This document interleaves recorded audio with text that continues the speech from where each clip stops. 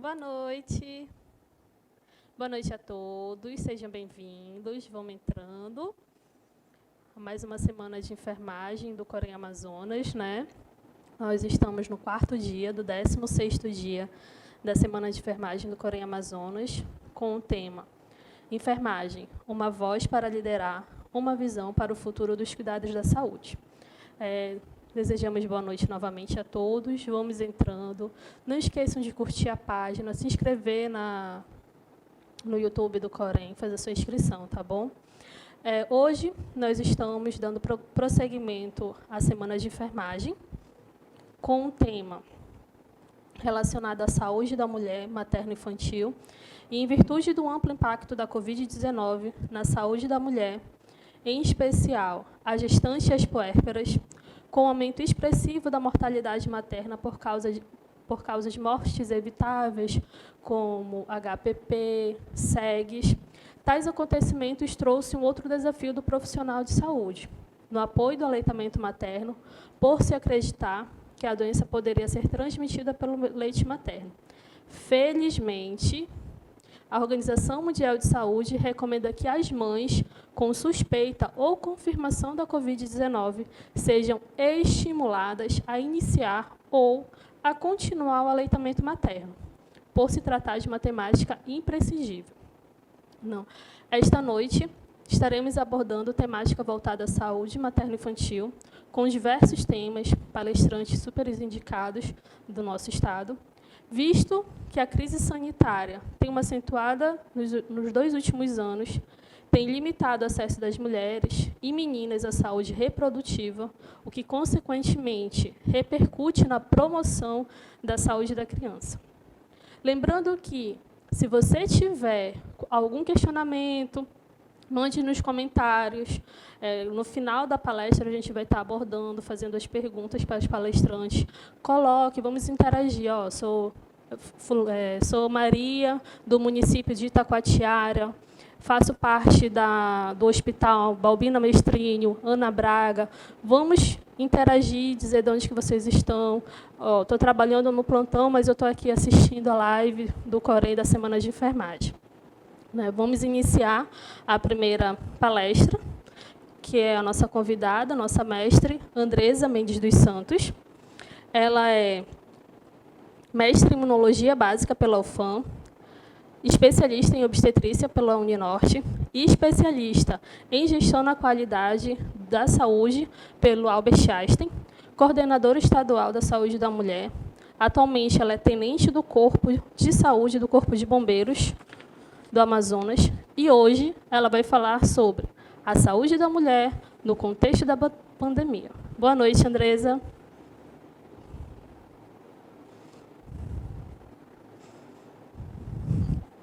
Boa noite a todas. Podemos iniciar? Andresa, é com você. Boa palestra.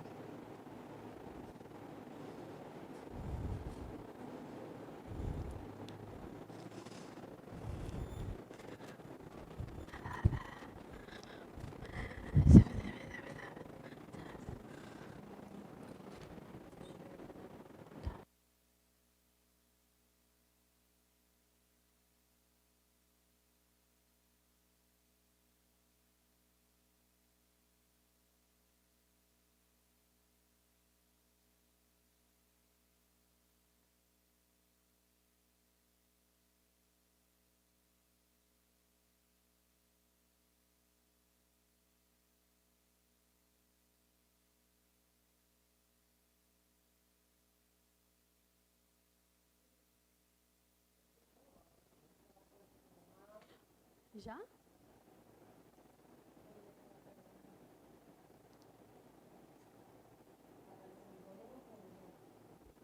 Boa noite. Estamos com probleminhas técnicos. Andresa, você pode falar, tá? A gente estamos transmitindo sua apresentação.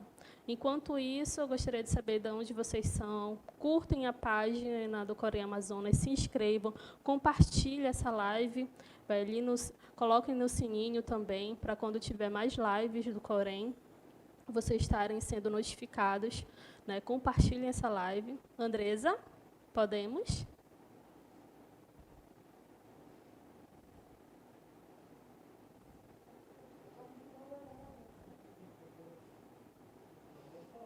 Produção?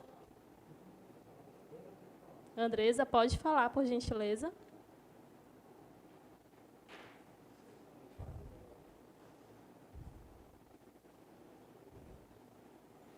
Temos Mas vou pessoas da onde reiniciar. assistindo. Pode iniciar. Ok. Então, já fui apresentada, né, aqui pela Anne. Atualmente estou na Coordenação Estadual de Saúde da Mulher. Hoje, nessa apresentação, eu venho falar sobre como nós nos organizamos para o atendimento das gestantes e puérperas, como muito bem colocado aí pela apresentação inicial da Anne, foi realmente devastador o início do ano, principalmente para esse segmento, né, que nós atendemos dentro das políticas públicas de saúde, né, as nossas mulheres sofreram bastante e ainda sofrem com o contexto da pandemia. Pode passar, por favor? Então, aí o currículo, né, como a Anne já falou, eu sou bacharel pela Universidade Estadual do Amazonas, meu mestrado é imunologia básica e aplicada pela UFAM, sou especialista na obstetrícia pela Universidade do Norte, né, Uninorte, tenho especialização em qualidade da gestão da qualidade em saúde pelo Einstein, atualmente coordenadora, e também pertenço ao Corpo de Saúde do Corpo de Bombeiros do Estado. Pode passar, por favor? Então, qual é o assunto agora? É a saúde da mulher no contexto da pandemia de Covid-19, que é o nosso quadro atual. Temos que lembrar, a pandemia não acabou, nós ainda estamos enfrentando a pandemia, tá? E com novas cepas surgindo, hoje, inclusive, nós falamos sobre isso, né? Que a cepa que já está, que está na Índia já é uma cepa que já está no Brasil. Então, todo cuidado é pouco, nós temos que manter a guarda alta, não podemos, de forma nenhuma, permitir que as nossas mulheres sofram mais do que já estão sofrendo nesse contexto pandêmico. Pode passar, por favor? Então, aí tem um corte histórico, né, de como iniciou essa pandemia de Covid-19. A gente sabe que o primeiro caso foi em 2019, né, na China, tá? O primeiro óbito registrado foi 11 de 1 de 2020, e o primeiro caso confirmado no Brasil foi em 25 de 2 de 2020, né? E daí, por diante, não paramos de ter casos no Brasil, não só os casos do início, do final de 2019 para início de 2020, mas agora com a circulação de novas cepas em todo o território nacional. Quer dizer, em quase todo, mas se aproximando, porque hoje não existe mais, na verdade, não existem as barreiras para a doença, hoje, ela nos alcança muito rápido, né? Pode passar, por favor? Então, em relação às mulheres, o que diz a Organização Mundial de Saúde, né? Globalmente, as mulheres representam 70% das pessoas que estão aí trabalhando no setor social e de saúde e são responsáveis pelos cuidados de outras pessoas. E elas trabalham, muitas das vezes, em casa 3 vezes mais do que os homens. A maioria das profissionais de saúde são mulheres, né? E isso as coloca em maior risco. Muitas delas também são mães, cuidadoras de família. Elas continuam carregando a carga de cuidados, que já é desproporcional, né? E isso coloca as mulheres numa situação de considerável estresse. No caso das gestantes, por não nós acompanhamos aí, por não existir ainda pesquisa sobre funcionalidade da vacina em gestantes, essas tornaram-se um grupo de alta vulnerabilidade no quadro pandêmico, e principalmente no último trimestre da gestação. Pode passar, por favor?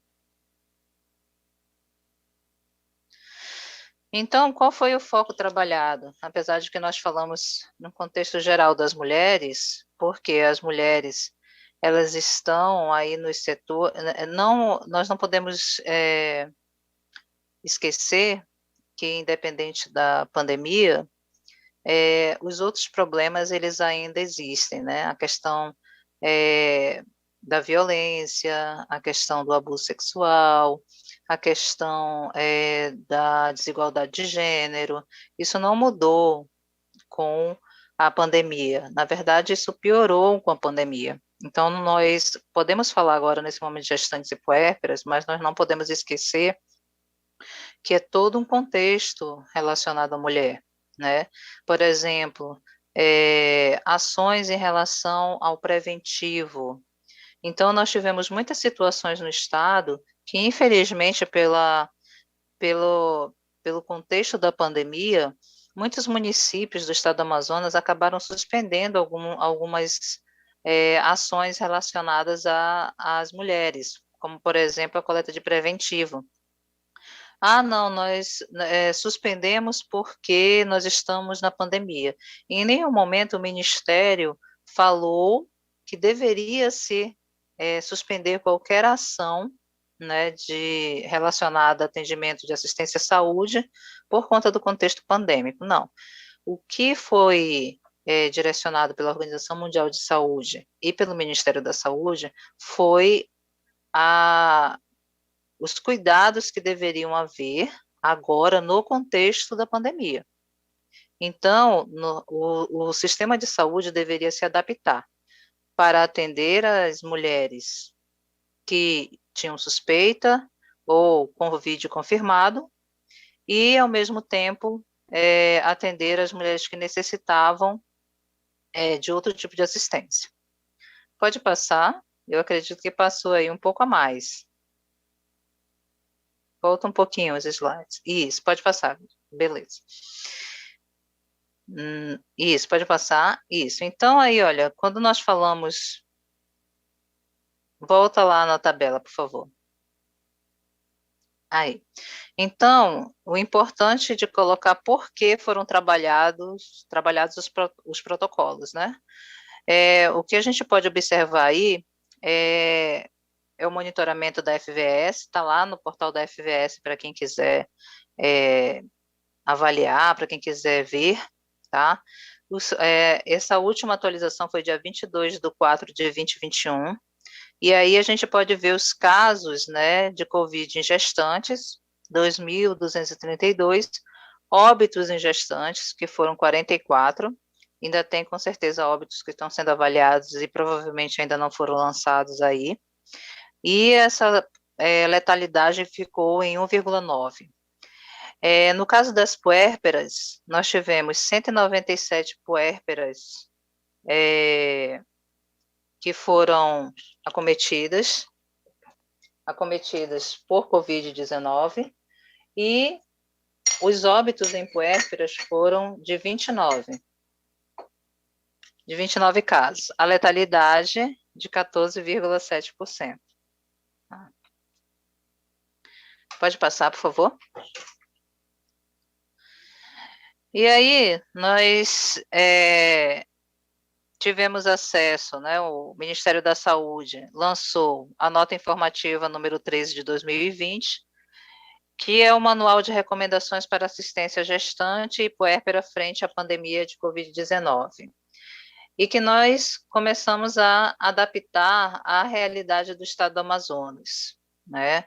Para essa adaptação, foram necessário um grupo de trabalho, que se reuniu tanto de forma online, na verdade, mais online do que presencial, para tentar estabelecer protocolos de atendimento, apesar da situação que nós vivíamos no estado do Amazonas, principalmente na segunda onda, que foi uma situação caótica.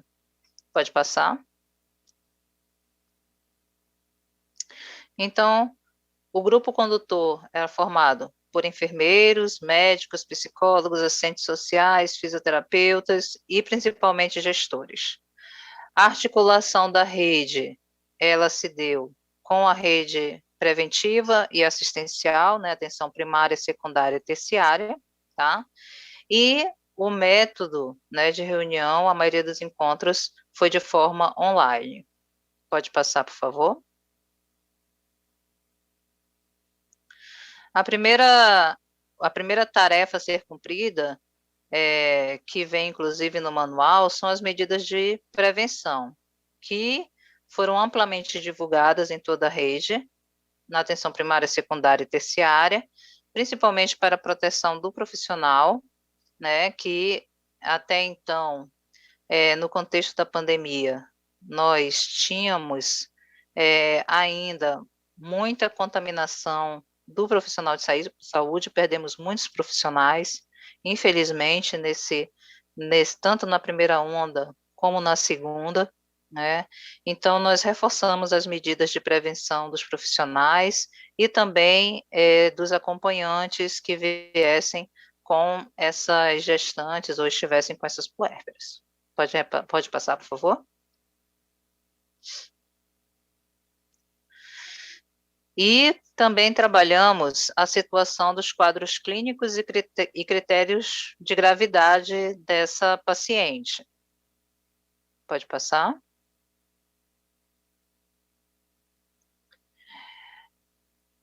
Então, vem à tona uma questão muito importante, né, altamente relevante, que é quando se deve entrar e qual momento e qual tratamento se deve usar em qual fase ou estágio da doença.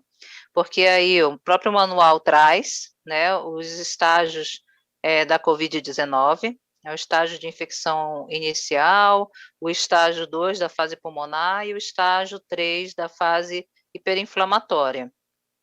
Então, o reconhecimento dessas fases e o trabalho com a equipe nesse segmento é muito importante. Então, hoje nós temos ainda muitos problemas relacionados à identificação das fases e ao tratamento adequado de cada fase. Sim, por se tratar de uma doença nova, por se tratar ainda, por existir medo entre as equipes de saúde, pela procura, muitas das vezes, no momento que caracteriza uma fase mais avançada da doença, pelo paciente. Então, todos esses aspectos influenciam no desfecho do tratamento dessa mulher, tá? Pode passar, por favor? Ó, a minoria das infectadas evolui para a fase 2, né, que é a fase pulmonar, que se caracteriza pelo comprometimento desse pulmão e que é caracterizado pela presença de dispneia. Então, apresentou dispneia e alterações de sinais vitais, né? Então, a gente já sabe que muito provavelmente pode evoluir para uma fase mais grave, né? Essa progressão ela é observada entre o 7º e 10º dia da evolução, sendo importante o monitoramento da gestante, e foi justamente isso que se buscou trabalhar na atenção primária. O monitoramento e na atenção secundária também tentou-se captar essa paciente, mas quem trabalhou arduamente essa fase foram as unidades básicas de saúde de referência, né, que inclusive realizavam telemonitoramento da paciente. Se a paciente não apresentava a dispneia, a paciente ela era orientada em relação a retorno para casa com acompanhamento. Porém, de uma situação de média gravidade para gravidade, ela era acompanhada dentro da unidade de saúde da maternidade de referência. Então, o fluxo dessas mulheres se iniciava sempre pela atenção primária, tá? E mediante a suspeita ou manifestação clínica de Covid-19, foram articuladas as unidades de referência e as unidades adaptadas para a demanda espontânea, né? Porque em nenhum momento, quando a mulher chegava a uma unidade, ela era mandada embora, ela era sempre avaliada. Pode passar, por favor? E aí o diagnóstico também, ele acontecia não só pelas manifestações clínicas, né, que a gente pode ver aí leve, moderada e grave, mas também baseado em diagnósticos laboratoriais, como a aplicação do PCR, né, sorologias, que vocês podem observar aí. A sorologia, após o 7º dia, nós teríamos a presença de IgM, né, e após o 14º dia, a presença de IgG. ELISA é raramente utilizado, né, dentro do contexto pandêmico. O mais indicado é o PCR, né, que conseguia detectar entre o 3º e 7º dia após o início da sintomatologia a existência do vírus, né? E após a classificação do caso, a paciente ela podia ser direcionada para casa com medicação e telemonitoramento ou para a maternidade de referência, na época, a maternidade Ana Braga, que era quem atendia essas mulheres com Covid-19. Porém, nós percebemos, naquela época mesmo e atualmente, que só a maternidade Ana Braga não conseguia atender a toda a demanda que estava surgindo, principalmente no período da segunda onda, né? Então, foram feitos várias adaptações em outras maternidades e um esforço para abrir novos leitos de UTI, que foi o caso do Instituto da Mulher, Dona Lindu, para atender essa demanda de pacientes com Covid-19. Além disso, outros serviços também foram pactuados, como o serviço de nefrologia. Toda essa estrutura, ela demorou um pouco para ser adaptada, porque não se esperava, né, aquela situação da segunda onda. Porém, houve um grande esforço do Estado para tentar adaptar de forma rápida para atender as mulheres que estavam chegando às unidades. Pode passar, por favor?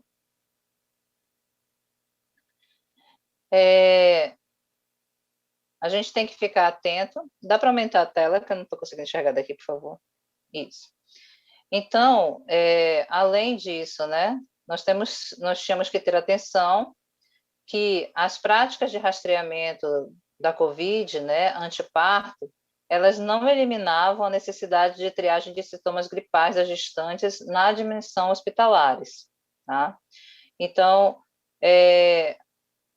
a avaliação inicial dessa paciente não era só baseado no contexto da COVID, mas também em outras síndromes gripais que poderiam existir à época ou que ainda existem.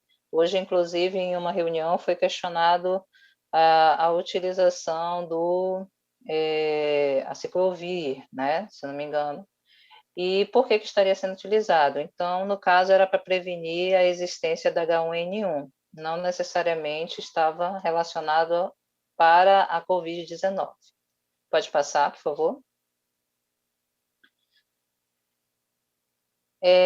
O local de atendimento a gestantes com suspeita ou confirmação para a Covid-19 deve ser identificado e separado do atendimento de rotina. Então, foi como eu falei no início, muitas unidades de saúde, principalmente no interior, acabaram fechando as suas unidades para atendimentos que não estavam relacionados com a Covid-19, tá? E em nenhum momento houve uma recomendação do Ministério da Saúde ou da Organização Mundial de Saúde para que isso acontecesse. Foi uma decisão do gestor, né, sem uma adequada orientação ou sem uma atenção para o que estava sendo recomendado. Então, muitas coisas aconteceram durante a pandemia que vão causar alguns danos futuros, Exemplo, foi 1 ano sem coleta de preventivo em algumas unidades de saúde, foi a ausência do atendimento pré-natal, tudo isso em detrimento do atendimento a pacientes com Covid, né? Mas o que o Ministério recomenda? Que se adapte às unidades de saúde para que atenda tanto a demanda que não tem Covid, como a demanda que está com Covid, né? Com entradas distintas, sinalizações com orientações para sintomas da infecção, uso de máscaras cirúrgicas por pacientes sintomáticos e assim sucessivamente. Outra recomendação é sobre o acompanhante. Aqui no estado, os gestores tomaram a decisão de não permitir a entrada do acompanhante. O Ministério da Saúde, através do manual, ele diz que isso deve ser feito ou avaliado com cautela, né? Ou seja, se você tiver condições de proteger esse acompanhante, essa mulher, ele poderá ficar com ela. Tanto é que as equipes sentiram muito dentro das maternidades a ausência do acompanhante. Por quê? Porque o acompanhante ele tem uma importância fundamental na vigilância dessa mulher e dessa criança, né? Então, a ausência dele durante esse período da pandemia foi sentido pela equipe de saúde. E será que nós não tínhamos condições realmente de receber esse acompanhante dentro da unidade de saúde? Então, é algo que deve ser refletido, deve ser bem avaliado. Pode passar, por favor? Bem, eu agradeço, tá? Não tenho, como eu disse, eu poderia me aprofundar muito mais em questões do que nós fizemos em relação ao manual, né? Porém, pode parar aí nesse slide, que foi até aí mesmo. Porém, assim, o tempo, ele não permite, tá? Eu acho que eu já estou até extrapolando um pouco ele, mas tá aí o meu contato, tá? O e-mail é saudedamulher.am@gmail.com, e aí, o que for necessário de perguntas, vocês podem fazer agora, né, que a gente vai ter esse momento, ou encaminhar para o e-mail da Coordenação Estadual de Saúde da Mulher. Muito obrigada.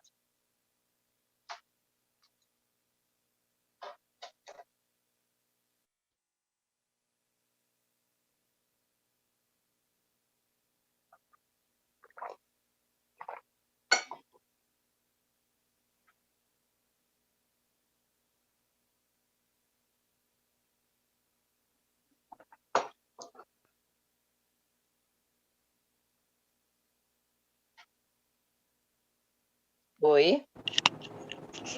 Volta. Boa noite. Alô? Voltamos, estão me ouvindo? O áudio está bom, galera? Vamos fazer uma interação. Coloquem o nome de vocês, qual é a unidade. Sou da Universidade Unip, eu faço parte da maternidade Balbina Mestrinho, sou do município de Presidente Figueiredo. Então, vamos fazer uma interação. A palestra da professora Andresa foi belíssima, muito obrigada pela palestra. Quem tiver questionamentos, dúvidas sobre a palestra dela, podem colocar as perguntinhas no chat, coloca um coraçãozinho, palestra maravilhosa, queremos mais, queremos bis. E preparando agora a sala para a doutora Ivone, né, para dando seguimento à segunda palestra. A enfermeira Ivone, ela é enfermeira pela UFAM, ela é chefe do Núcleo de Educação, Núcleo da Saúde da Criança e do Adolescente pela Censa, e ela também é conselheira federal do COFEM. Nesta oportunidade, a doutora Ivone irá falar sobre a proteção ao aleitamento materno como estratégia da sobrevivência na infância. Boa noite, enfermeira Ivone. Se aconchegue, sente, alinhe sua câmera. Isso, está ouvindo? O áudio está ok? Gente, deixem as perguntas. Façam bastante perguntas. Eu sou acadêmico, fulano de tal, da Universidade X, participando da Semana de Enfermagem do Corém. Vamos interagir com todos. Dona Ivone, tudo ok? Ok, Pode Anne, só um falar, por minutinho gentileza, aí. para nós testarmos o som? Olá, eu só tô tentando abrir aqui meu... Oi, estão me ouvindo? Tudo certo? Sim, todos estão ouvindo, está belíssima, uma noite tranquila, glória a Deus. Curtem a página do Corém, galera. Compartilhem esse vídeo que a gente está fazendo com todo mundo do seu grupo, com a sua vizinha que está grávida, com a sua amiga, com a sua mãe. Olha, vamos falar de aleitamento materno. Pode amamentar. Mãe que está com suspeita de Covid pode se amamentar. É uma proteção a mais para a criança. E nada mais, nada menos que a expert no assunto, que é a enfermeira Ivone Amazonas, que ela sabe tudo sobre aleitamento materno, é professora do manejo do IAC, também ela é, como eu posso dizer, fiscal do IBFAM Brasil, aqui no estado do Amazonas, tudo sobre aleitamento materno, o que pode, o que não pode. Coloquem suas perguntas, vamos interagir. Sou enfermeiro fulano de tal unidade. Então, tudo ok, dona Ivone? Tudo ok. Pode Podemos passar. prosseguir. Boa palestra. Estaremos aqui anotando todinhas as perguntas. No final, estaremos tirando essas dúvidas. Boa noite a todos e boa palestra. Ok, gente, boa noite a todos. Como a Anne já me apresentou, né? Eu sou Ivone Amazonas. Coordeno a saúde da criança e adolescente da Sensa Manaus. E dentro da nossa coordenação, nós temos justamente o programa de aleitamento materno. E por quê, né?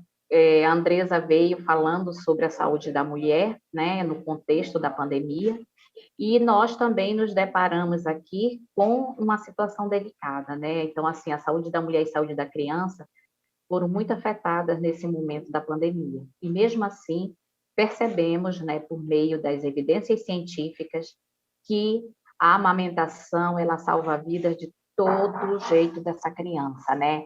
Então, assim, pode passar isso, por favor, tá? O tema de hoje, né? Ele é proteção ao aleitamento materno como estratégia de sobrevivência na infância. Não só, né? Não só a questão do incentivo, do apoio, né?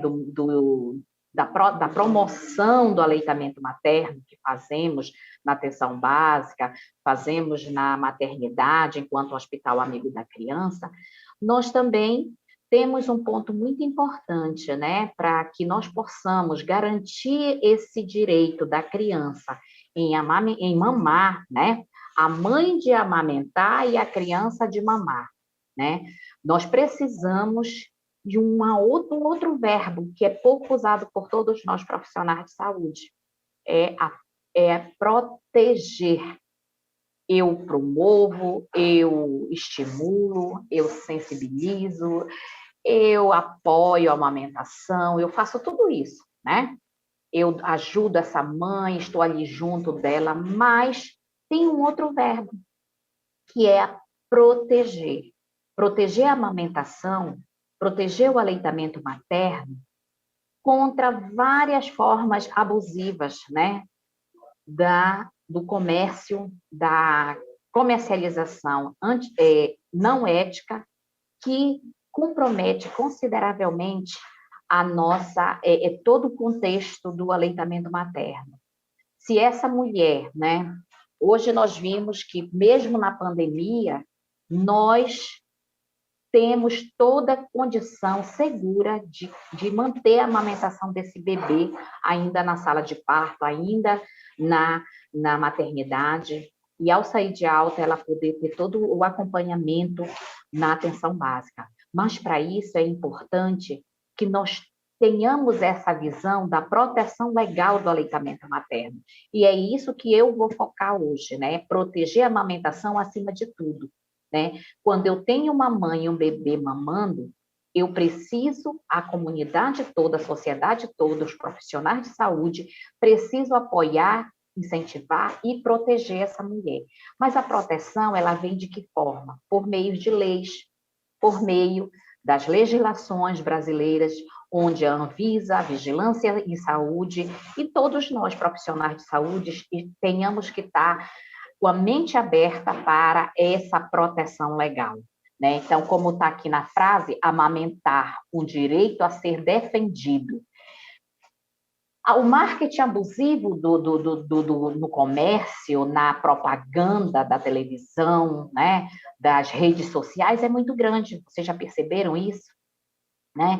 Ocorre uma grande mídia da divulgação das fórmulas, dos bicos, chupetas e mamadeiras. E quem protege a amamentação, pessoal? Essa é uma pergunta que eu deixo para nós refletirmos enquanto profissionais de saúde. Nós que estamos na semana de enfermagem, nós que temos um código de ética profissional, nós temos a lei do exercício profissional, que lá nós temos os nossos deveres e os nossos direitos. Os nossos deveres, um deles é proteger a amamentação das nossas crianças. Para que eu vou proteger? Para que eu possa reduzir a mortalidade infantil. Quando eu estimulo a amamentação, eu não só protejo, não só reduzo a mortalidade infantil, como também reduzo a mortalidade materna. Vocês sabiam que se só a estratégia, só esse programa de aleitamento materno, só ele reduz em 13%, 13% a mortalidade.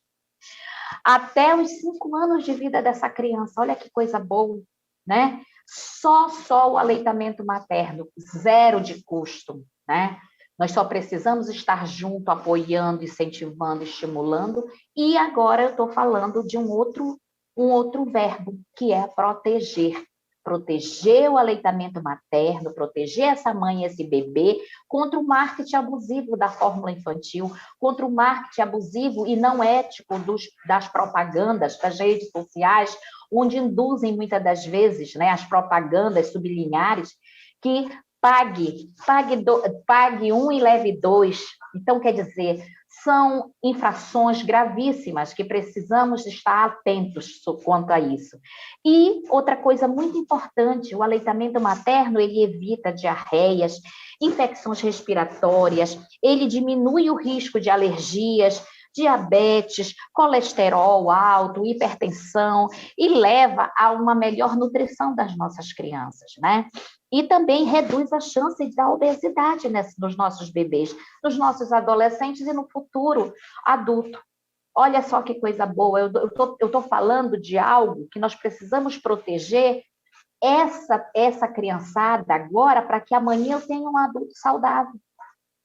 Mas para isso, eu preciso do quê? Eu preciso garantir esse direito, eu preciso garantir esse direito e defender com os nossos conhecimentos técnicos e científicos para que nós possamos manter a nutrição adequada das nossas crianças. Podem passar, por favor? Pode passar, por favor? Então, né? Resumindo tudo isso que eu falei, amamentar é o melhor começo para a vida e para garantir esse direito, há mais de 40 anos, organizações não governamentais e a comunidade científica se uniram para a criação de um código de comercialização, contendo um conjunto de normas como forma de regulamentar as práticas de comercialização das indústrias dos substitutos do leite materno. Para quem trabalha em maternidade, né? Para quem trabalha na atenção básica, nós temos a nossa NBCAL, que é a Norma Brasileira de Comercialização de Alimentos para Lactentes, Criança de Primeira Infância, Bicos, Chupetas e Mamadeiras. A NBCAL, ela é o nosso código brasileiro, e ela foi instituída justamente pela Lei 11.265 de 2006. Pode passar, por favor? Vejam, olha só, gente. Nós temos, só para nós lembrarmos, eu ainda vou continuar falando desse código, eu vou estar falando qual a importância dele, mas eu gosto também de voltar a mergulhar lá no início de tudo, né? Nós temos aí três práticas simples que irá possibilitar tanto ao binômio mãe-bebê os benefícios de curto e a longo prazo. São benefícios tão simples, 3 benefícios. O contato, as práticas, né? O contato pele a pele entre mãe e bebê na hora do nascimento, mesmo que seja parto normal ou cesárea. O corte do cordão umbilical precocemente, né, em tempo oportuno. E, automaticamente, o estímulo ao aleitamento materno ainda na sala de parto. Naquele momento que o bebê está usufruindo junto com sua mãe, eles se conhecendo, mãe e bebê, e agora o pai, né? E aí a gente percebe o quê? Percebe uma tríade maravilhosa, um envolvimento maravilhoso nesse contexto. Como que nós vamos garantir tudo isso, gente? As estratégias, as evidências científicas, elas mostram, elas estão aí para mostrar que elas são verdadeiras, que o contato pele a pele vai estimular a descida mais precoce do leite humano, né? Que o corte do cordão umbilical, tardiamente, oportunamente, também vai facilitar uma boa nutrição para essa criança e para essa mulher também, né? Então, são benefícios maravilhosos que nós chamamos de hora ouro, hora dourada, né? É o boom, é o horário, é o ápice de toda a felicidade, onde a mãe está transbordando de leite. E mesmo na pandemia de Covid-19, as evidências mostram que não houve nenhum problema em manter esse bebê mamando. Claro que nós temos que ter todo o cuidado com a mãe, temos que ter cuidado com a higiene, o cuidado com a questão do uso de máscara, a lavagem das mãos, também do acompanhante, a garantia desse acompanhante é fundamental. Então, veja, mas mesmo assim, o leite materno, ele salva vidas, ele é a sobrevivência da criança. Pode passar o próximo? E aí a gente volta para garantir todos esses direitos, né? Para garantir esse direito, eu preciso saber qual é o objetivo principal desse Código Internacional, que eu vim falando desde o início, sobre esse verbo proteção, proteger o aleitamento materno. Como é que eu devo proteger o aleitamento materno por meio desse Código Internacional, que hoje, para nós brasileiros, ele é chamado de NBCAL, Norma Brasileira de Comercialização de Alimentos para Lactentes, criança de primeira infância, bico, chupetas e mamadeiras. Então, qual é o objetivo principal desse código, dessa nossa NBCAL? Pode passar o próximo? Então, próximo, por favor. O objetivo principal da nossa NBCAL, do nosso código, é contribuir para o fortalecimento de nutrição segura e adequada aos lactentes, por meio da proteção e promoção do aleitamento materno e assegurando o uso apropriado de substituto do leite materno, quando estes forem necessários. Nós sabemos muito bem que nós temos razões médicas aceitáveis para substituir o leite materno. Por exemplo, o HIV. O HIV, a mãe, né? O bebê, por meio da transmissão vertical, ele não vai poder, né, fazer o uso do leite materno. E aí, nós temos o quê, gente? Nós temos que proteger, nós temos que dar condições para essa criança que é HIV fazer o uso de uma fórmula, mas com razões médicas aceitáveis. E não aleatoriamente, não de qualquer jeito. Porque se eu posso, em 80% das crianças que nascem, eu posso dar esse apoio e proteger essa mãe, esse bebê contra o marketing abusivo da fórmula infantil, eu vou proteger essa mãe. E nós, profissionais de saúde, eticamente, nós temos que garantir esse direito da criança e dessa mãe. E também, repetindo, nós estamos na semana de enfermagem. Lembrem-se, enfermeiros, técnicos, auxiliares, nós temos uma lei do exercício profissional e lá nós temos nossos direitos e também temos nossos deveres. E um dos nossos deveres é assegurar a amamentação, uma alimentação saudável para essa criança e para essa mãe também, né? E para a família. Porque quando eu estimulo a amamentação, o dinheiro que eu poderia estar gastando com fórmula infantil, eu posso estar revertendo na alimentação do restante da família. Então, veja a economia para a família, né? Próximo, gente, pode passar, por favor? Então, com base, né, nessas informações adequadas e por meio de comercialização e distribuição apropriada, as regras para atividade de promoção comercial, rotulagem dos produtos, relação com os profissionais de saúde e suas associações. É importante salientar que não se pode estar vendendo aleatoriamente, de qualquer maneira, fórmula infantil, fazendo promoção comercial, fazendo ofertas, induzindo na televisão, nas redes sociais, compre dois e leve dois e pague um, pague por um, ou então você entra no supermercado, numa drogaria, você vê, né, num estabelecimento desse comercial, você vê aquelas ilhas de propaganda, de promoção comercial de fórmulas infantis. Isso, o nosso código de ética, a nossa ANBCAL, ela proíbe esse tipo de divulgação, certo, gente? Ela proíbe esse tipo de divulgação indiscriminada, trazendo justamente, né, essa indução da mãe de trocar o leite materno por uma fórmula infantil. E aí, gente, pode passar o próximo? Pode passar o próximo?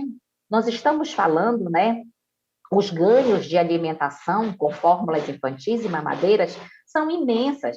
São bilhões, gente, são bilhões que as indústrias de alimentos infantis desenvolvem. O marketing abusivo, né, da propaganda, milhões é investido de propaganda antigamente, eu não sei se vocês lembram, mas antigamente as latas de leite era com foto de um bebê, lourinho, branquinho, gordinho, de olhos verdes.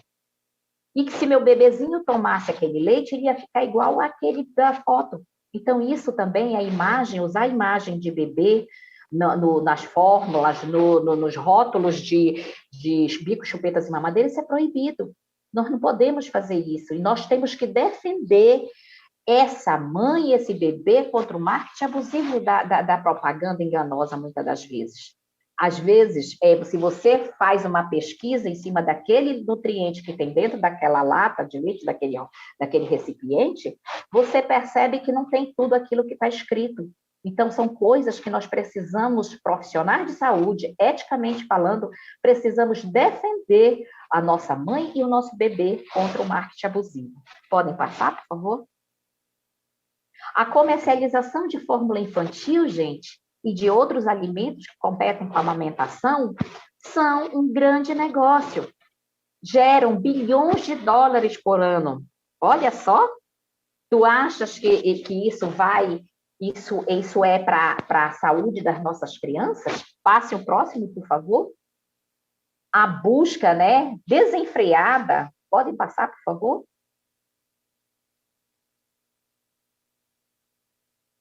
Próximo, por favor. A busca desenfreada, né, dos lucros pelas indústrias de alimentos infantis e suas práticas, elas influenciam a cultura, levando as pessoas a se esquecerem, muitas das vezes, do maior presente da natureza, que é zero de custo, que é o leite humano, específico para cada bebê, específico para cada espécie. O leite da cabra é para o cabritinho. O leite da vaca é para o bezerrinho.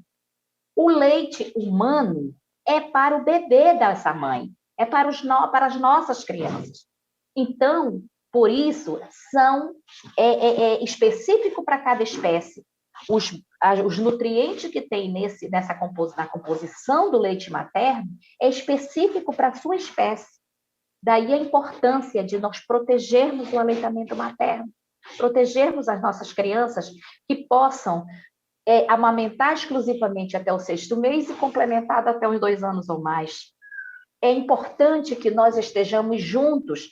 Depois que ele sai da maternidade, a atenção básica é responsável para dar seguimento, dar continuidade ao aleitamento materno e, depois do 6º mês, complementar com outros alimentos da casa. Frutinha raspadinha, sopinhas, né, com legumes, carnes, peixes, frangos. Aí, daqui a pouco, esse bebê já está sentando na mesa junto com a família. para compartilhar desses alimentos.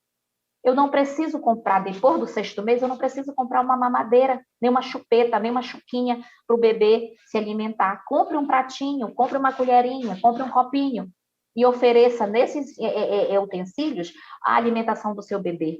Não é isso? É isso que nós devemos fazer e dar esse apoio para a mãe. De novo, não podemos esquecer do verbo proteger. Quando eu protejo, eu estou falando de resoluções, eu estou falando da legislação, eu estou falando da Lei 11.265 de 2006, eu estou falando da nossa NBCAL, que todos nós profissionais de saúde deveríamos conhecer na íntegra. Quem não conhece ainda a NBCAL, procure no Google, jogue lá NBCAL, Norma Brasileira de Comercialização de Alimentos para Lactentes, Crianças de Primeira Infância, Bicos, Chupetas e Mamadeiras. Você vai mergulhar no mundo de proteção ao aleitamento materno. Próximo, por favor. Alimentos, né? Alimentos que substituem a amamentação, torna-se um sucesso de marketing. Mas eles causaram uma verdadeira tragédia para milhões de crianças e suas famílias. Muitas crianças, gente, muitas crianças tiveram que trocar, a mãe teve que trocar o leite do peito por uma fórmula infantil, porque a mãe, muitas das vezes, tem que voltar ao trabalho mais cedo, né? O polo industrial de Manaus já pode estar estimulando na sua indústria uma sala de apoio à amamentação, já pode estar estimulando os 6 meses de licença maternidade, que é lei no Brasil, já pode estar estimulando a creche nas indústrias, né? Para que garanta para os filhos das trabalhadoras, das mulheres trabalhadoras, a garantia e segurança dos seus filhos. Nós temos o privilégio de ter a P&G, né? A P&G, ela é uma indústria, uma fábrica, né? No Polo Industrial de Manaus, que estimulou a sala de apoio à amamentação, a licença maternidade de 6 meses e a garantia de creches para suas crianças. A própria Samsung, eu tenho o maior prazer, satisfação de falar no nome dessas indústrias aqui no nosso polo industrial, porque elas são amiga da mulher e da criança, elas apoiam, elas defendem o aleitamento materno para os filhos dessas mulheres trabalhadoras. Olha que coisa boa. Os servidores públicos municipais e estadual, né, a SES e a Ascensa, no Amazonas, estimulam a amamentação por meio da licença maternidade de 6 meses. Então, são estímulos que são importantes de serem protegidos por nós profissionais de saúde. Próximo, por favor. O Código Internacional é uma ferramenta única e indispensável para proteger e promover a amamentação pessoal e para garantir que a comercialização de substituto de leite materno, mamadeiras e bicos sejam apropriadas, não se torne um vandalismo nas nossas redes sociais, induzindo as mães. Como que uma criança sabe que o bebê está chorando? O bebê está chorando não é porque ele quer uma chupeta. Ele não disse, mamãe, compre uma chupeta para mim. Ele não fala isso, ele nem sabe que isso existe. É o adulto que inventa de comprar isso. A comercialização, a propaganda, ela te induz a ir, vai comprar e colocar aquela porcaria na boca de uma criança, né? A criança chora, às vezes ela está com frio, ela está xixi, ela está cocô, ela quer colo, ela quer mamar. Já passou da hora de mamar, porque um bebê, quando está para mamar, ele dá sinais de que está pronto para mamar. O choro já é porque ele já passou da hora de mamar, tá? Então, próximo, vamos continuar. Próximo, por favor. E aí, gente, muitos países criaram suas próprias legislações. Nós, aqui no Brasil, criamos a NBCAL e definiram o mecanismo para o seu cumprimento. E o cumprimento da nossa NBCAL é por meio da Lei 11.265 de 2006, que as nossas maternidades, que são o Hospital Amigo da Criança, cumprem regularmente. Para ser um Hospital Amigo da Criança, um dos critérios é cumprir a NBCAL. Como consequência, né, as taxas, quando você cumpre, né, essa legislação, as taxas de aleitamento materno aumentam. E todo mundo, e um consenso global foi alcançado em relação à necessidade de defesa do aleitamento materno exclusivo por 6 meses e sua continuação por 2 anos ou mais, seguido principalmente de uma alimentação complementar, adequada e saudável. Então, é importante que depois do 6º mês, nós possamos também, nós profissionais de saúde, garantir que o alimento que o bebê vai tomar como complemento será uma alimentação saudável. Frutinhas, verduras, legumes, coisas que não precisa ser nada caro, basta ser aquilo que é da região, aquilo que é regional. Entretanto, ainda há muito o que fazer, meu povo, para garantir o efetivo cumprimento das legislações brasileiras. Né? A nossa NBCAL, a nossa Lei 11.265 de 2006, a RDC 221, 222 da Anvisa, onde ela foca justamente na proteção do marketing abusivo da fórmula infantil, dos bicos, chupetas e mamadeiras. Então, veja, a Anvisa, a Vigilância em Saúde, né? O profissional de saúde, ele tem que estar bem esperto. Pense nessa palavra, proteger a amamentação.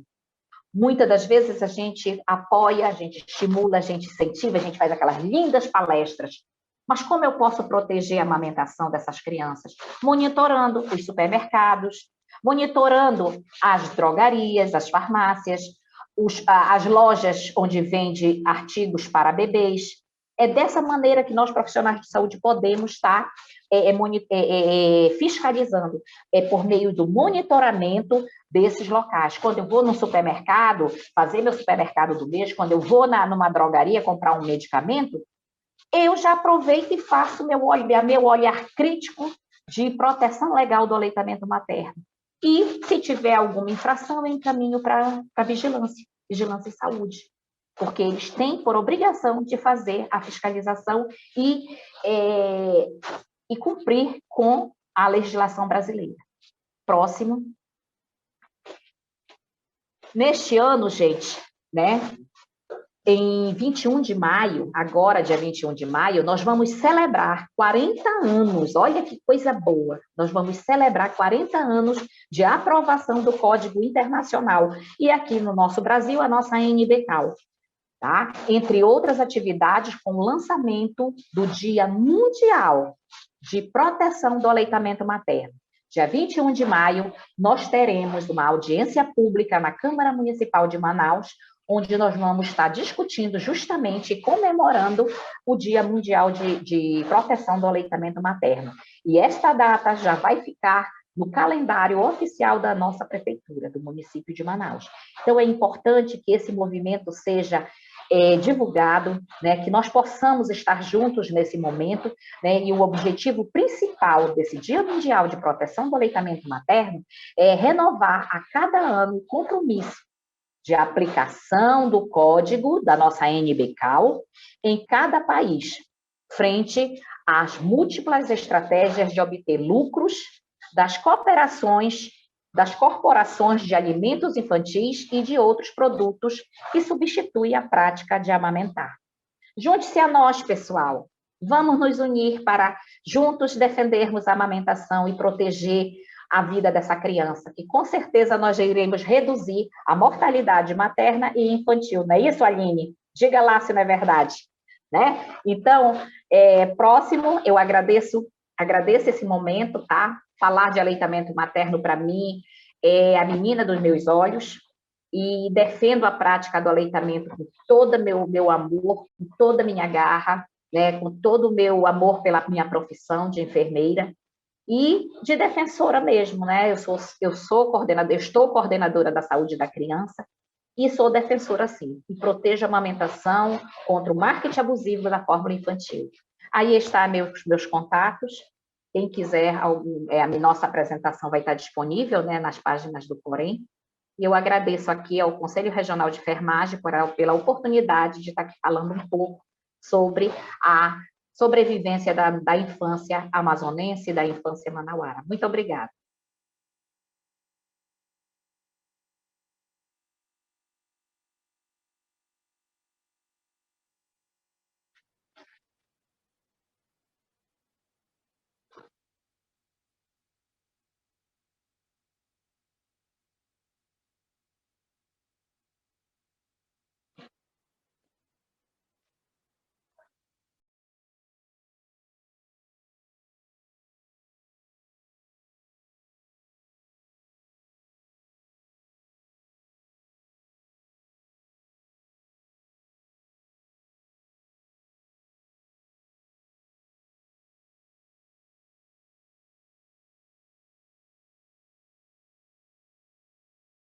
Com você, doutora Aline.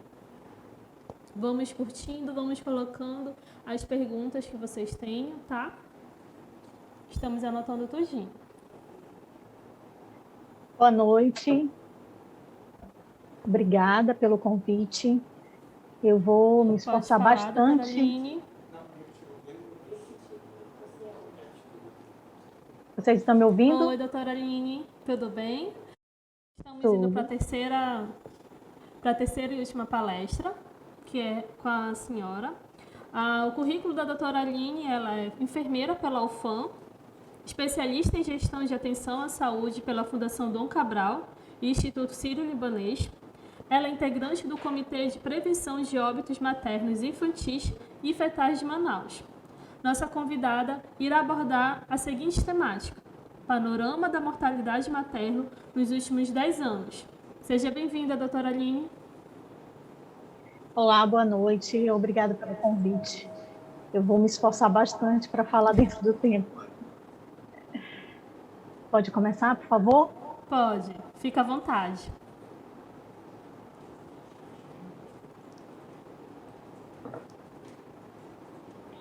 Vamos curtindo a página.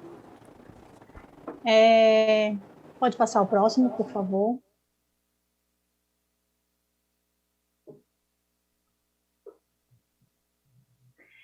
Bem, por que a gente fala tanto de mortalidade materna? Mortalidade materna é um indicador muito importante que mostra uma grande diferença entre as regiões ricas, desenvolvidas e pobres, né?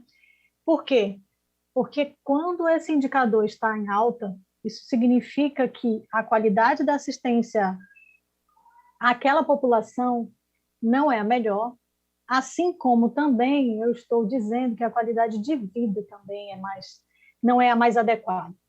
Então, a mortalidade materna na maioria das vezes, evitável. A gente vai ver aqui um percentual, daqui a pouquinho, que ela é um percentual muito alto, que a gente podia estar evitando as mortes dessas mulheres e a gente precisa ampliar as nossas ações relacionadas a isso.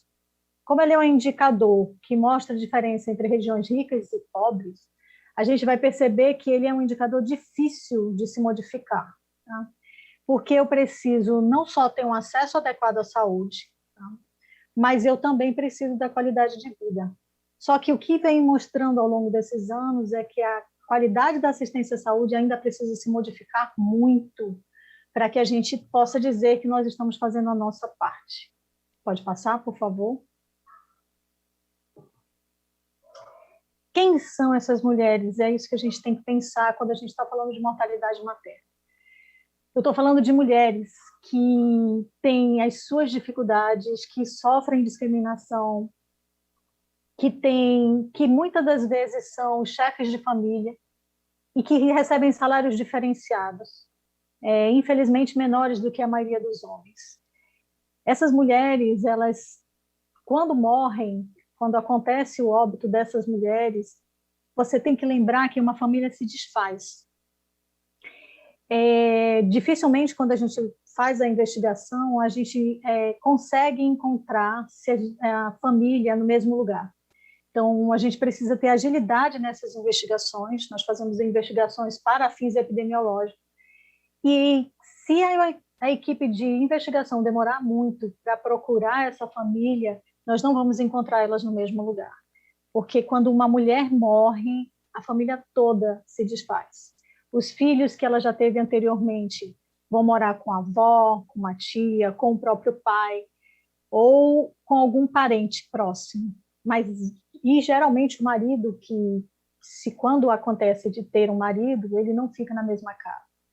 Então, as investigações que nós fazemos é para saber quem são essas mulheres, quando aconteceu, que momento aconteceu isso, se foi durante o parto, se foi no puerpério, se foi durante a gestação, onde aconteceu, se ela teve acesso aos cuidados que deveria ter, pré-natal, parto e puerpério, e por que aconteceram essas mortes. Então, quando a gente fala de mortalidade materna, precisa se incomodar o suficiente para entender que são mulheres, são famílias que se desfazem quando acontece esse óbito. Pode passar, por favor?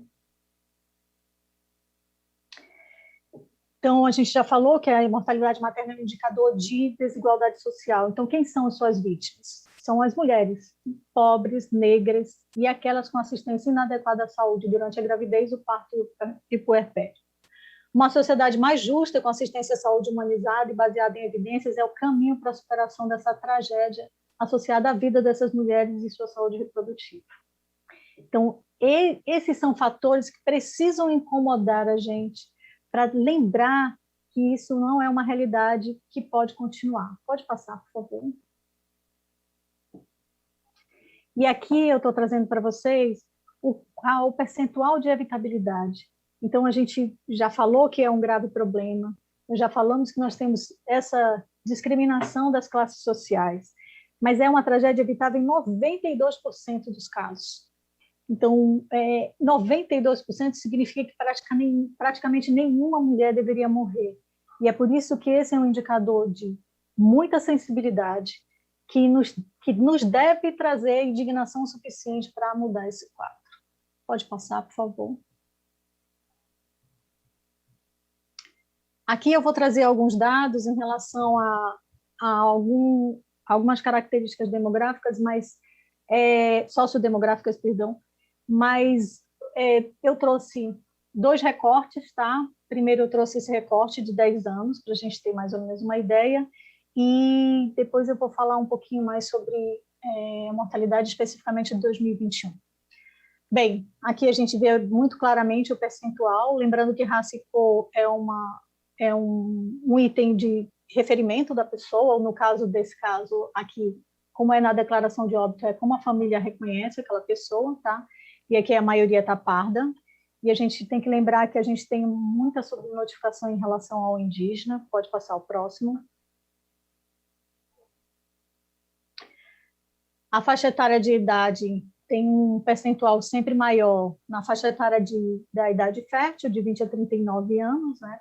Mas eu quero chamar a atenção que ao longo desses anos a gente vê um crescente muito grande das jovens, né? A gente tem aí presença de 10 a 14, de 15 a 19 num percentual bem importante, e aí mostra também a nossa falha em relação ao acesso ao planejamento reprodutivo. Pode passar o próximo.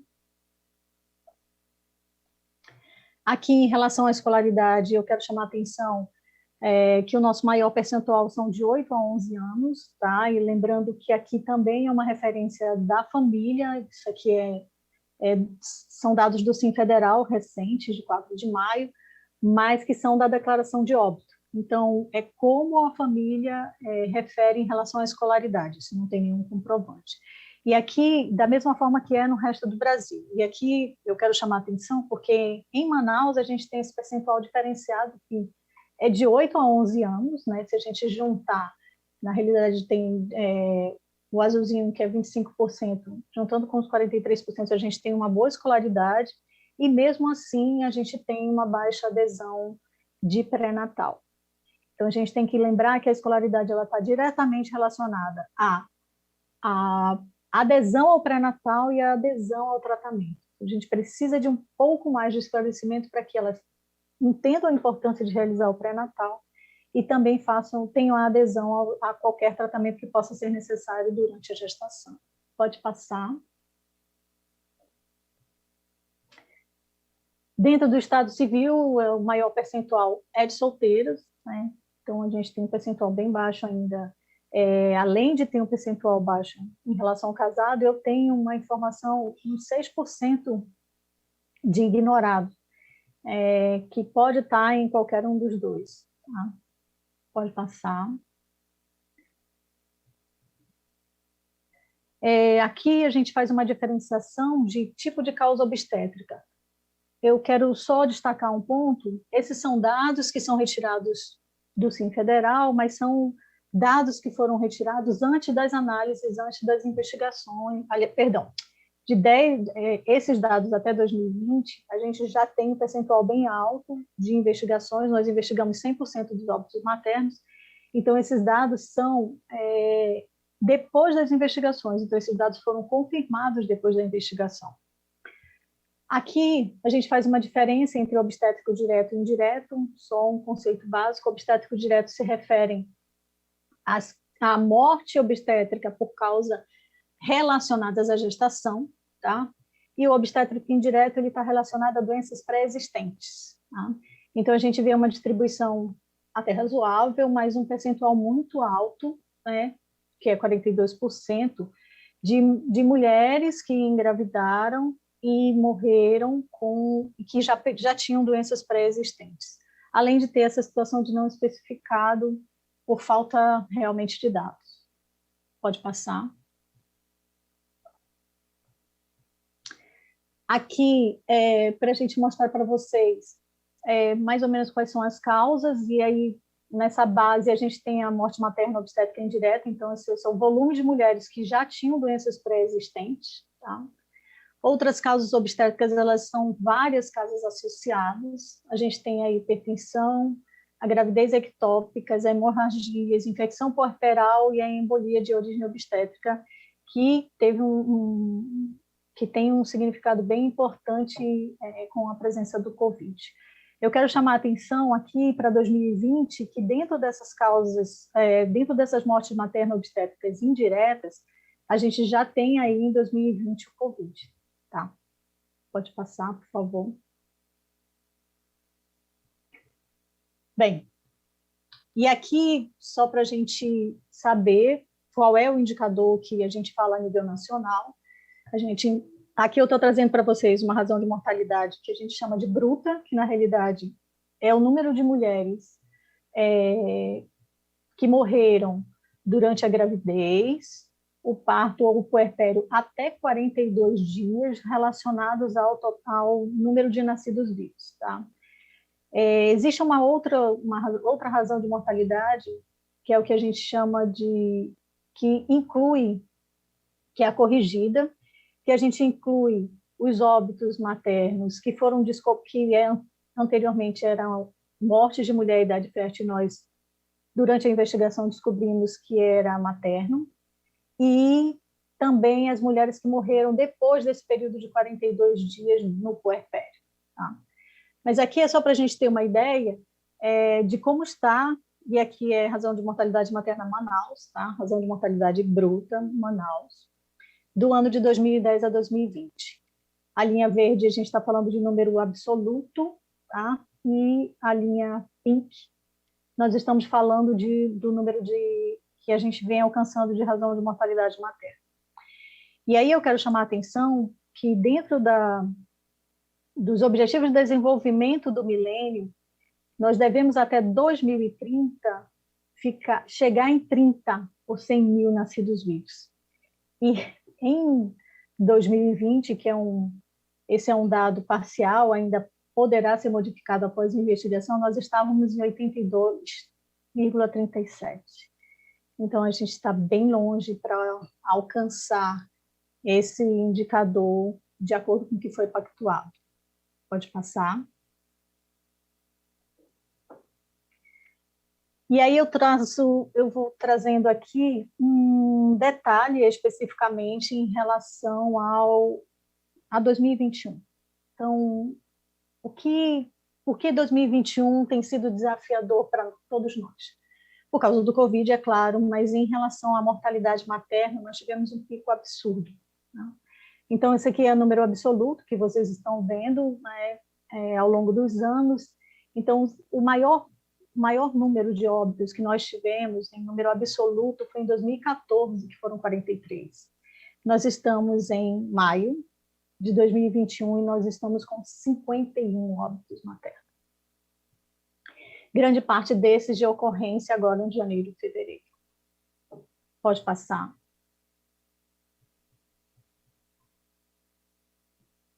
E aí, boa parte desses óbitos, é claro, estão relacionados ao Covid, tá?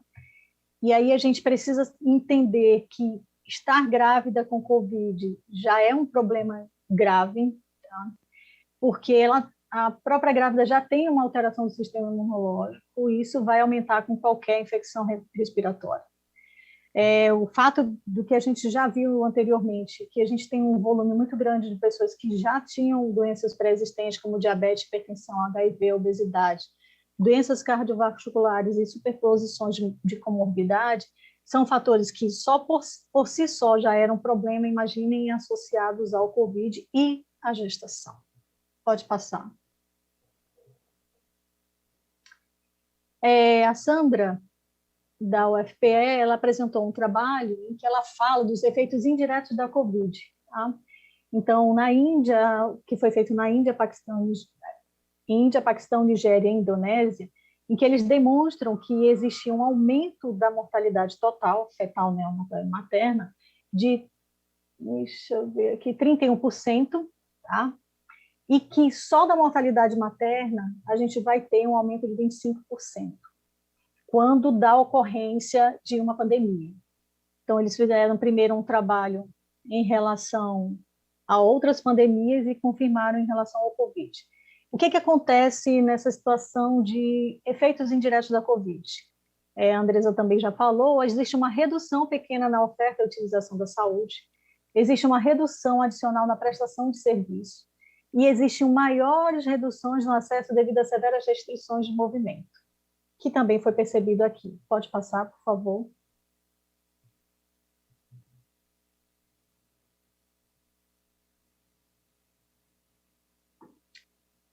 O próximo slide, por favor.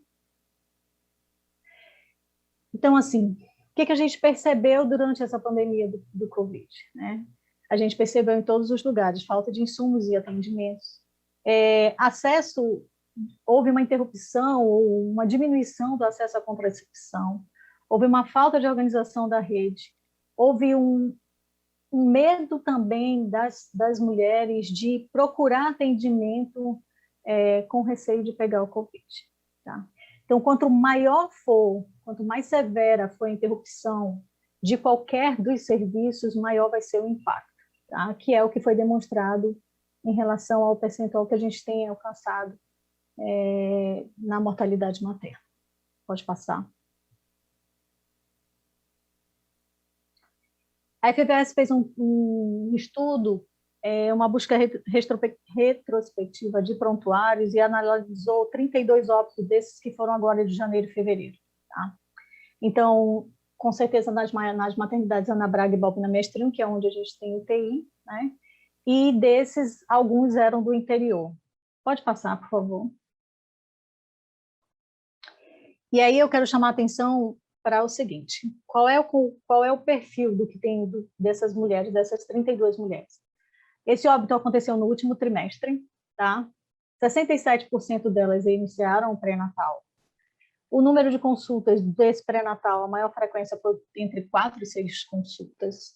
Os partos, cesárea, 75%, vaginal, 7,14%, ignorado, que eu não tenho essa referência no prontuário da mulher, provavelmente eu tenho no prontuário do bebê, mas no da mulher a gente não tinha essa informação.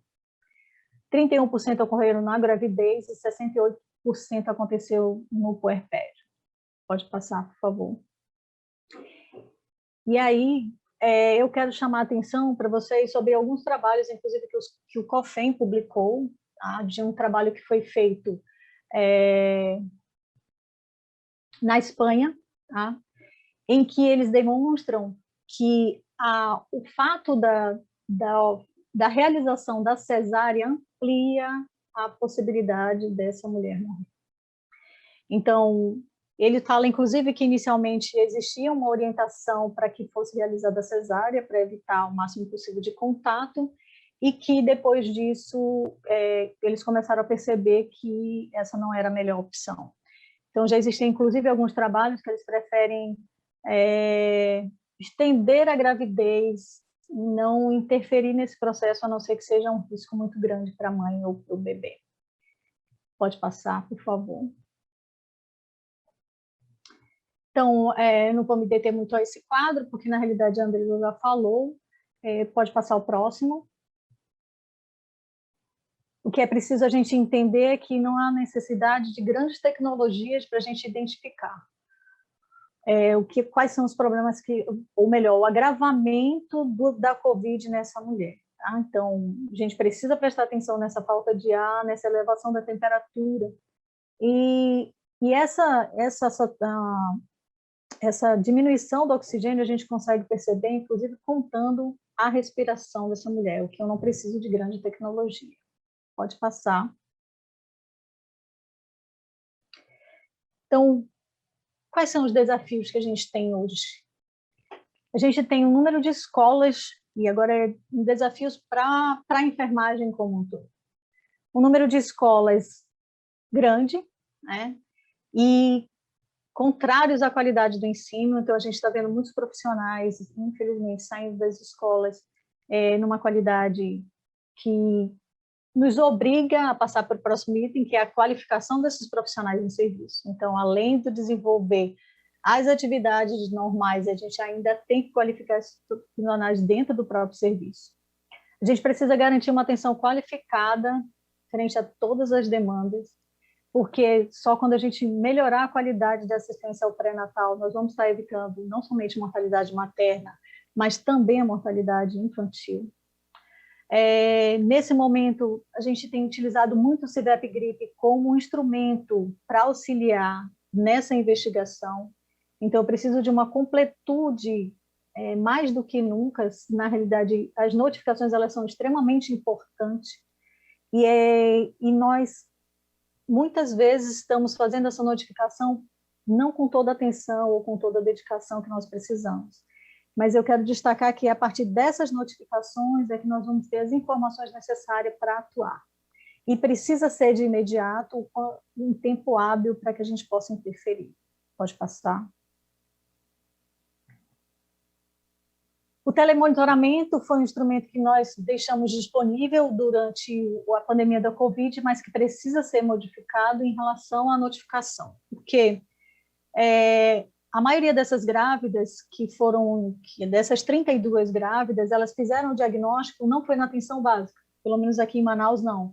Essas mulheres, elas foram diagnosticadas com Covid dentro das maternidades. Isso significa que elas não tiveram um contato anterior.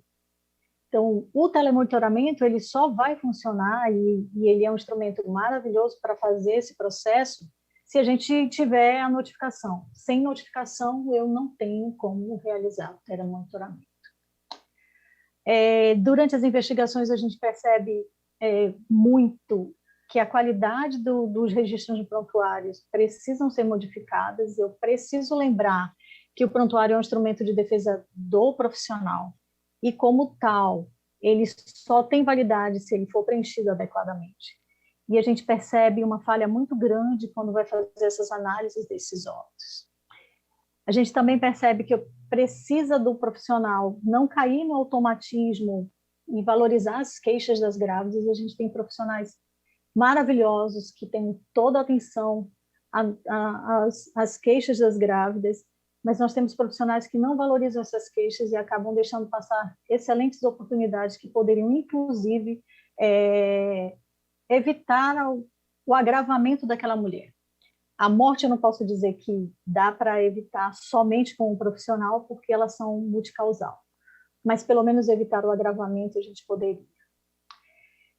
Um outro desafio que a gente tem é o empoderamento dessa grávida, garantindo que suas escolhas sejam ouvidas. Nós estamos ainda nesse processo em que elas precisam decidir a forma como elas querem parir, com quem elas querem estar, e a gente, como profissional, tem esse desafio de amadurecimento e de segmento, e, é claro, a qualidade do pré-natal, parto e assistência puerperal. Então, nós ainda temos muito caminho, um caminho longo pela frente, né, que é para garantir essa qualidade e ter a certeza de que, de alguma forma, nós estamos contribuindo para a redução dessa mortalidade. Pode passar. Aqui são algumas referências que fundamentam o cuidado pré-natal. A Andressa, inclusive, já falou de alguns. Pode passar. E eu agradeço e me coloco à disposição para qualquer questionamento. Desculpe o tempo, mas é uma gama de assuntos muito grandes. E aqui tem o contato dantesensamanaus@gmail para qualquer questionamento ou para qualquer esclarecimento que vocês possam ter. Obrigada.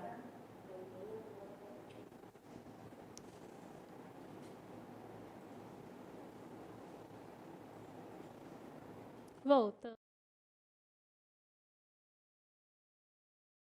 explanação da mortalidade. É essencial esse tema aqui no estado do Amazonas. Infelizmente, o estado está no ranking de mortalidade materna em todo o Brasil. Nós fizemos a coleta de algumas perguntas e a gente vai direcionar. Primeiro, o áudio está ok, galera? Por gentileza, dizem o áudio está ok, fazem suas perguntas, o engajamento vale muito bem. Curtem a página do Corém, coloquem ali o sininho de ativação para quando tiver outros temas, outras palestras importantes para o YouTube avisar vocês. Então, temos a pergunta da Sinara Pereira, que ela questionou pelo YouTube. Quais os riscos para gestantes vacinadas estando no primeiro e segundo trimestre da gestação, em caso de contaminação pelo coronavírus?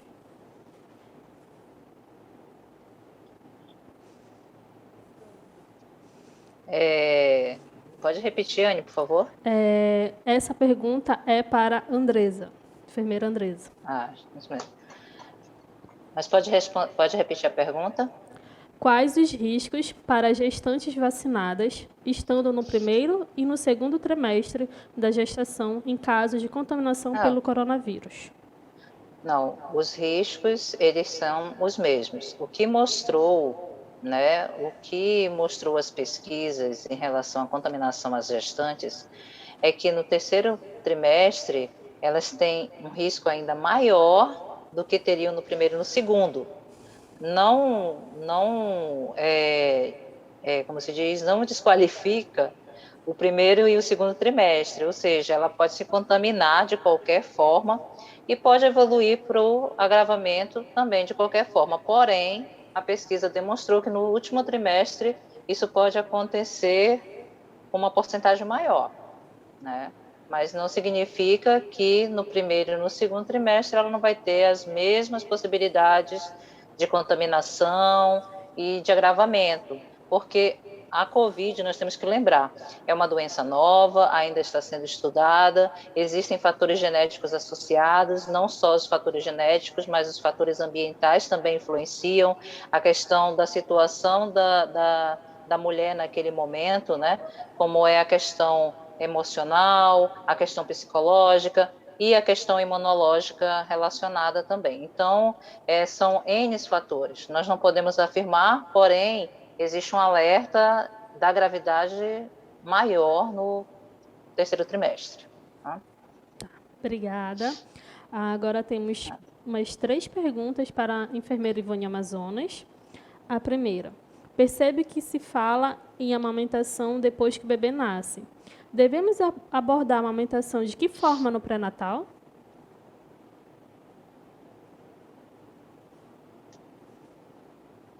Professora Ivone, seu áudio. Ai, essa tecnologia é maravilhosa. Nos pega de supetão.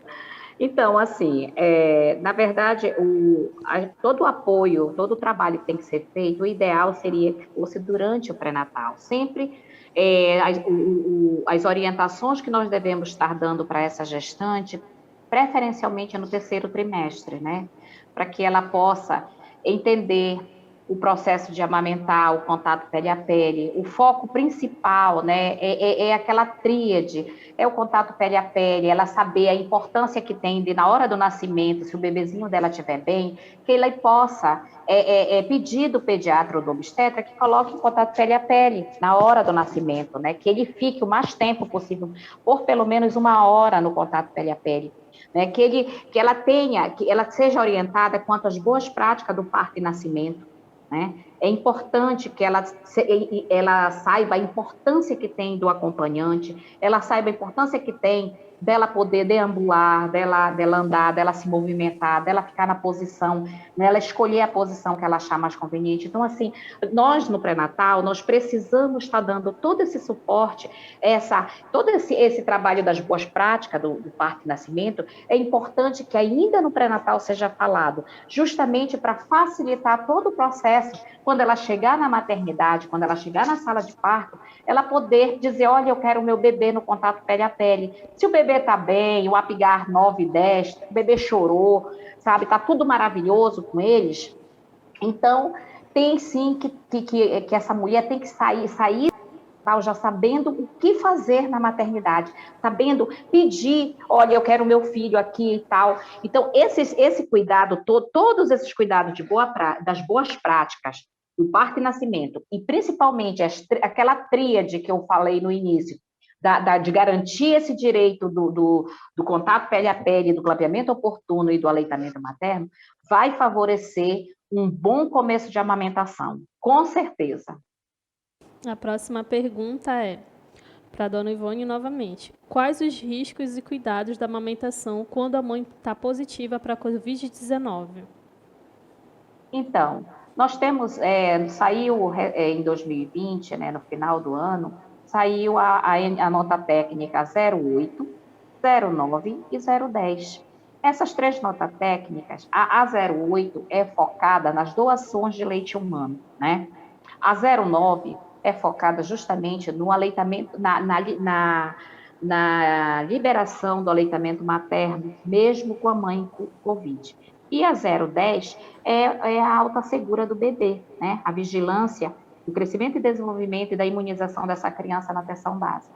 Então, assim, essas três notas técnicas, elas reforçam bastante, né, a questão principalmente na 09 de 2020, ela reforça passo a passo, por setor da maternidade, por onde essa mulher passa, o que deve ser feito com ela, né? E nós sabemos muito bem que os cuidados, resumindo, né, todo o cuidado, nós devemos trabalhar bastante o quesito da higiene, né, o banho dessa mãe, principalmente a questão da troca de roupa, lavar bem as mãos, né, e o uso de máscara, para que a gente possa estar monitorando, né, todo esse cuidado de higiene e segurança dessa mulher, para que ela não venha a contaminar não só o bebê como o acompanhante. Mas, por outro lado, nós sabemos muito bem que o resultado, né, os anticorpos que tem no leite materno, eles trazem grande proteção para o bebê. Então, assim, as evidências vêm mostrando muito bem isso, né? A Sociedade Brasileira de Pediatria já trouxe também vários artigos mostrando a eficácia do aleitamento materno, mesmo com as mães com Covid-19. Certo. Próxima pergunta para a enfermeira Ivone. É correto indicar somente a amamentação até os 2 anos? Isso em oferecer os outros alimentos a partir dos 6 meses? Então, é o contrário.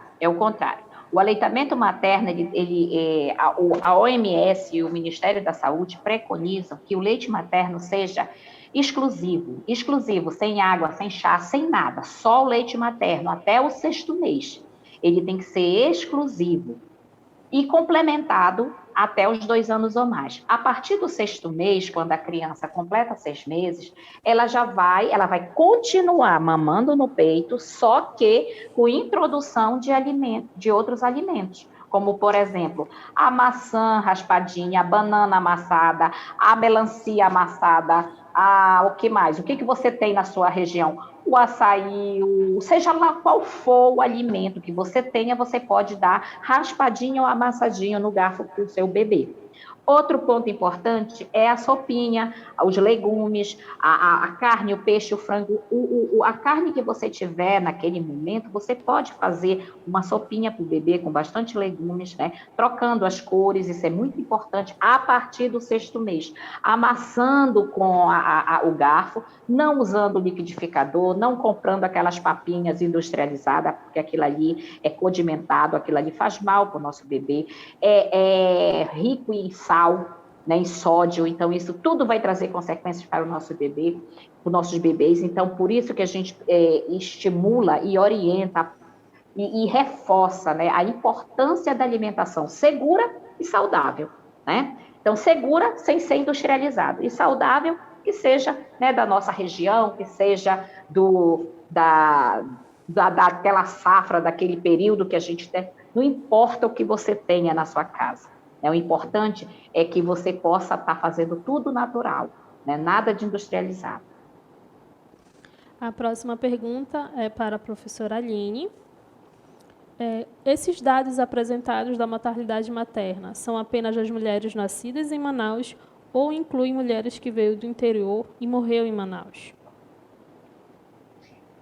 Não, esses dados são específicos das mulheres que residem em Manaus, tá? E incluem pessoas que são residentes de Manaus, mas que morreram, inclusive, em outros estados, tá? Mas não incluem o interior, a não ser nas situações de 2021 especificamente, que a gente ainda não fechou a investigação, e às vezes acontece de, durante a investigação, a gente descobrir que, de fato, ela não morava em Manaus, ela morava no interior. Então, esses dados, eles ainda são, principalmente o de 2000, final de 2020 e 2021, eles ainda são passíveis de modificação. Mas, em teoria, a gente pegou todas as pessoas que são residentes em Manaus. Temos a próxima pergunta também para a doutora Aline. A relação entre o aumento de óbitos maternos e os eventos adversos da vacinação contra a Covid em Manaus? Não, porque essas mulheres nem, na maioria... Andresa, você quer falar? É porque ainda coloquei lá, né, que a gente está começando o processo de vacinação agora, né, Aline? Isso, Porque exatamente. a incerteza da questão das pesquisas científicas a respeito de efeitos da vacinação em gestantes. Então, não temos como afirmar isso. Exatamente, começou agora e essa mortalidade que a gente está apresentando é janeiro e fevereiro, quando elas ainda não estavam vacinadas. Tá, obrigada. A gente vai abrir 3 minutos para nossas considerações finais. Eu dou a palavra para a enfermeira Andresa Mendes. Primeiramente, eu gostaria de agradecer pela participação novamente aqui, né, e contar aí com a Ivone, uma grande amiga, foi minha professora também, a Aline, que eu tenho estado agora com ela na FVS, fazendo o estudo dos óbitos, das avaliações dos óbitos maternos, e dizer que nós podemos mudar um pouco do nosso quadro atual, que ele já não era um quadro muito bom antes da pandemia, né? Nós temos feito muitos esforços para tentar mudar a realidade das nossas mulheres aqui no estado do Amazonas, porém, apesar de todos os nossos estudos e as nossas tentativas, nós temos falhado principalmente no fator humano. Hoje eu falei sobre isso. Nós precisamos, para quem é gerente de enfermagem, para quem está dentro das unidades, precisa fortalecer a educação continuada, núcleo de segurança do paciente, para melhorar o atendimento dessas mulheres, baseado nos protocolos existentes, porque os protocolos estão aí, eles estão dizendo o que nós temos que fazer, eles estão norteando as nossas ações, e, no entanto, o que nós podemos observar, infelizmente, os profissionais de saúde, sem o respaldo do protocolo, sem o respaldo da unidade, tomando iniciativas que vão contra hoje o que é recomendado, e nós precisamos mudar esse cenário, porque a FVS tem sinalizado, inclusive, que está vindo aí uma possível terceira onda, e não é possível que nós não tenhamos aprendido nada com a primeira e principalmente com a segunda, onde nós perdemos tantas vidas, inclusive das nossas mulheres, que foi de forma absurda em janeiro e fevereiro, né? E março. Verdade. A palavra para a doutora Ivone.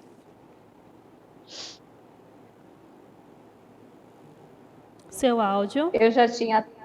Sim, está me ouvindo, né? Eu também gostaria de agradecer, fiquei muito feliz de estar participando dessa mesa virtual, né, com essas queridas que eu amo muito, Andresa, Aline, Anne, né? Então, assim, foi assim um quarteto bem legal, né? E gostei também das perguntas que foram feitas pelos participantes. Dizer da minha satisfação de estar aqui, né, pelo Corém, fui convidada pelo Corém, Hoje estou representando o nosso Amazonas na cadeira do COFEM. Então, assim, a responsabilidade aumenta mais, mas eu quero só deixar um recadinho para todos nós da enfermagem, que nós precisamos estar unidos, né?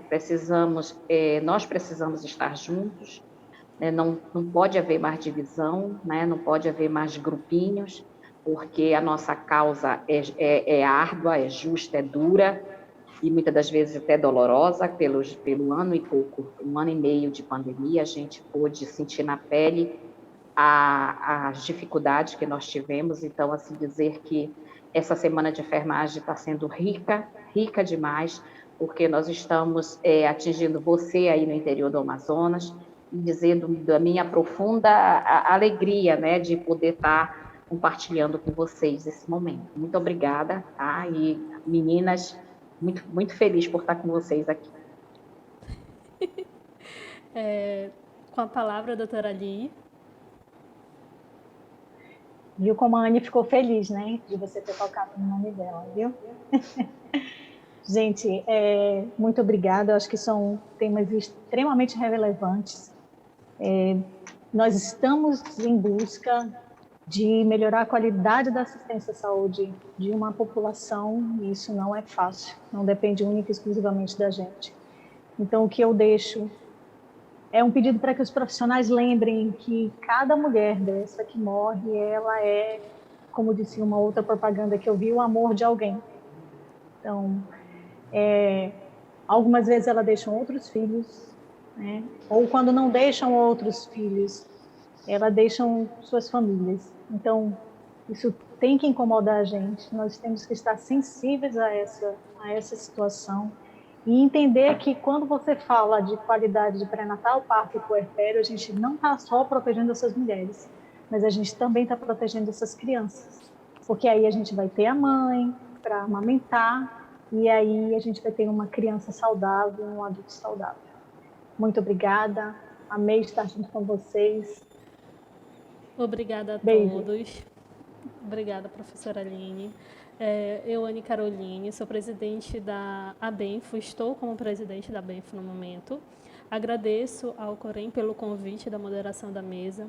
Agradeço a presença das nossas palestrantes ilustres e que elas tenham um gabarito muito grande em relação a cada assunto. Muito obrigada pela presença de todos. Foi muito gratificante essa troca de conhecimentos.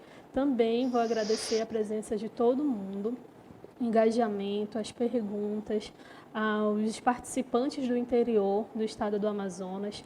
Também temos participantes do nosso estado vizinho, do Pará, algumas pessoas de Cametá, Santarém.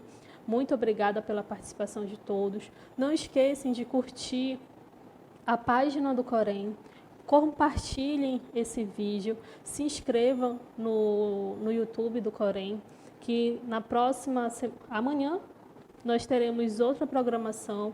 Verifique as redes sociais do Corém para estar acompanhando a nossa programação nesse mesmo canal. Desde já, muito obrigada a todos. Boa noite e bom final de semana. Boa semana. Obrigada.